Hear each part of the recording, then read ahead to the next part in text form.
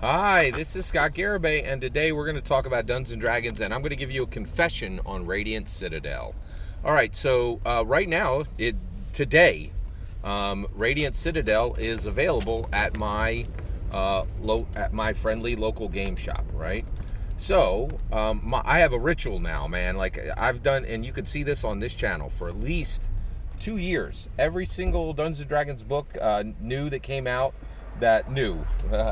Dungeons and Dragons, hardback that came out, I went to my local game shop, and I purchased it at full retail, $50 from my FLGS, and then I would go out to my car and I would say, "Hey, here's my book, and where's yours? You better get it today," right? And the reason why is nothing you do can help Dungeons and Dragons. Well, yeah, it is very important that you help Dungeons and Dragons by buying the core rule books. It's a big part of their business, and it's interesting. I think increasingly, especially with D&D Beyond, the physical books may matter less as we go. The sale of the physical books may matter less as we go forward. But we're still in this zone where I think it's very helpful to buy. D&D definitely can succeed if you don't buy the core physical book, right? That we and this is new. D&D Beyond really has changed the game. But there's this important part, like when the books hit the shelves, it is not helpful for Dungeons and Dragons if the books just sit on that shelves and collect dust. It doesn't even help Dungeons and Dragons if there's a delay in that purchase. It is very important that you get out and you buy right away, right? And I have this ritual. I go out, I buy at full retail at my local game shop, and I'm helping the industry by saying, "Hey, FLGSs still matter." I'm giving Wizards of the Coast as much money as I can, and I'm fully supporting the writers of those books in the best way possible, giving them a chance to break records and say, "Hey, this is the fastest book off the shelves," to show the FLGSs that they should still be buying these books and which books are important and which books do well, right? So I have said, don't be that guy who doesn't buy Radiant Citadel. I think there's a lot of people who are lining up to not buy Radiant Citadel. And let's talk about Dungeons and Dragons. So Dungeons and Dragons is critical. It's a mirror. It's a mirror to the self. It tells us who we are and what we are, right? I'm an American. We have a history of horrific actions in America, and our deepest shame is African American slavery, right? So I have studied African American slavery. I study it to this day because I think it's our country's greatest failing, and I don't want to repeat history, right? And so one of the things I'm really curious of is, like, with the abolitionist movement, when Harriet Tubman was running the Underground Railroad, what kind of abolitionist would I have been, right? And I tell myself, and I voted for President Obama twice, right? And the reason why was there's no way possible I was going to, pass up an opportunity for America to have a first black president. I'm always saying, what kind of abolitionist would I have been, right? And I want to believe that I would have been a frontline abolitionist, right? Doing anything and everything to help African Americans, putting my personal property, my personal life on the line, right? Well, I love this channel, and I tell you, get it right, do it right, right? And I think that demands of me transparency when I'm failing myself. I can't just tell you to do the right thing and tell you I know what the right thing is if I know the right thing and I don't do it. And that just happened. So this is Transparency Tuesday. I'm telling you, I'm being transparent about something I failed at. And the reason why is I want there to be truth on this channel. I tell you when you're doing it wrong, right? And I need to tell you when I'm doing it wrong. And today I am doing it wrong. I really failed and screwed up on Radiant Citadel, and I just want to be honest and truthful with you. So you have all the evidence you need to decide if whether you continue listening to this channel or not, right? And I think transparency is part of that, right? So here's what happened.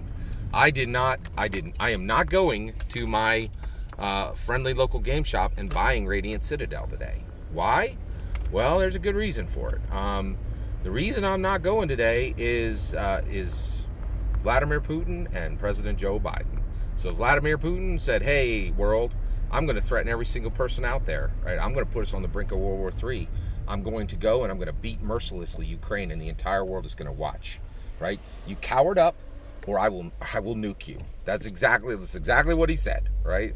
And President Joe Biden cowered in a corner, has done nothing, right? Like nothing real He has done nothing real for Ukraine. He has not unleashed Goose and Maverick to end this thing in a weekend, which is exactly what America could do, right? We could put 100,000 troops in Moscow today, rescue Brittany Griner, and just take Moscow as an extra, right? Like just as new American land, right? Because that's what Vladimir Putin has established, that you can go get land. We established in 2014, you can do it in 2022. It's the new international law, right? Like essentially, right? And so because of President Joe Biden's cowardice and Vladimir Putin's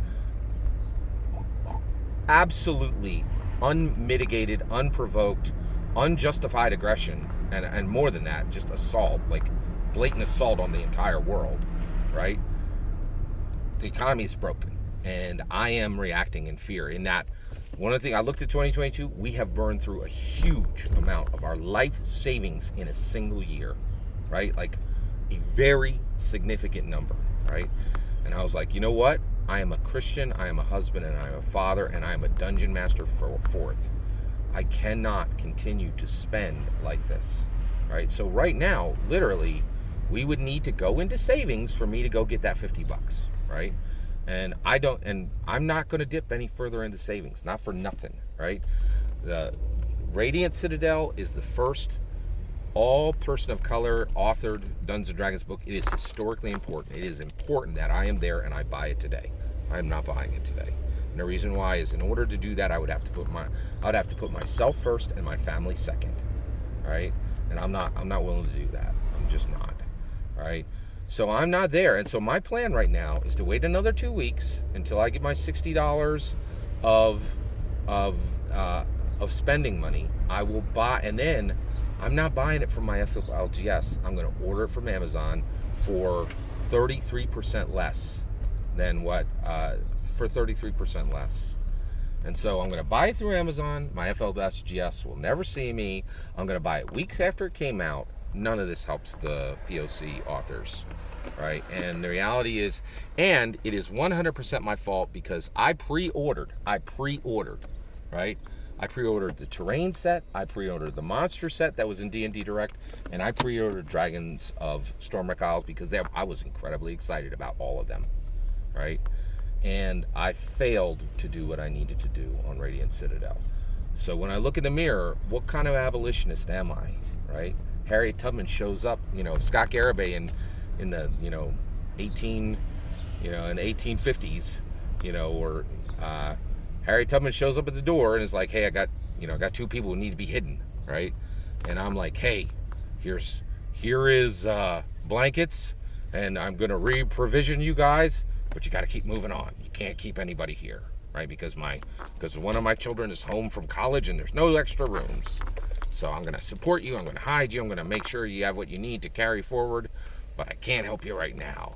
But in 2 months, my child will go back to college, there'll be an empty room, and you can keep somebody here, right?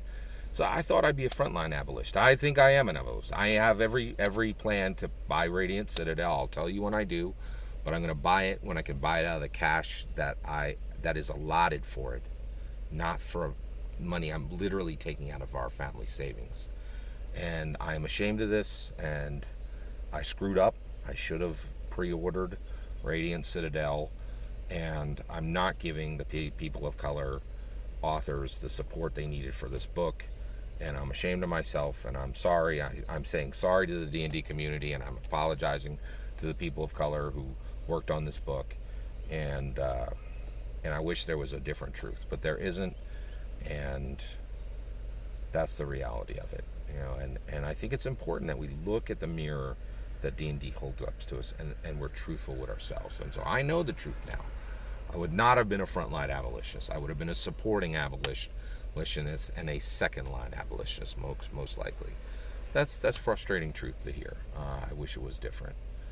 That's my opinion. What's your thoughts? I'd love to hear your thoughts. Let me know in the comments below. Please consider liking and subscribing, and have a wonderful millennium.